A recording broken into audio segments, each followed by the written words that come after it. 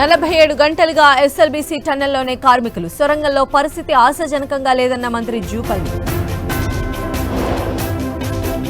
Rescue teams కు అడుగడుగున ఆటంకాలు. టన్నెల్లో భారీగా బురద, నీటితో ఇబ్బందులు. నేటి నుంచి ఏపీ అసెంబ్లీ బడ్జెట్ సెషన్స్. సమావేశాలకు జగన్ హాజరయ్యే ఛాన్స్. నేడు 3 జిల్లాల్లో రేవంత్ పర్యటన. ఎమ్మెల్సీ ఎన్నికల ప్రచారంలో పాల్గొనున్న సీఎం. హైదరాబాద్లో నేడు కేఆర్ఎంబీ మీటింగ్. శ్రీశైలం, నాగార్జున సాగర్ ప్రాజెక్టుల్లో నీటి పంపకాలపై చర్చ. నేడు వంశీ కస్టడీ హెల్త్ పిటిషన్పై తీర్పు వెలువరించనున్న ఎస్సీ ఎస్టీ కోర్టు.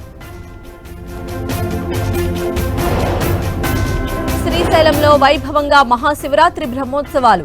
నేడు 6వ రోజు స్వామి అమ్మవార్లకు పుష్ప పల్లకీ సేవ. నేటి నుంచి ఢిల్లీ అసెంబ్లీ సమావేశాలు. కాగ్ రిపోర్టును ప్రవేశపెట్టనున్న ప్రభుత్వం. హిందూ మతాన్ని కొన్ని శక్తులు కించపరుస్తున్నాయి. సమాజాన్ని విడగొట్టడమే వారి పనంటూ మోదీ ఫైర్. కర్ణాటక, మహారాష్ట్ర బస్సులపై భాష ఎఫెక్ట్. 2 రాష్ట్రాల మధ్య సర్వీసులు నిలిపివేత.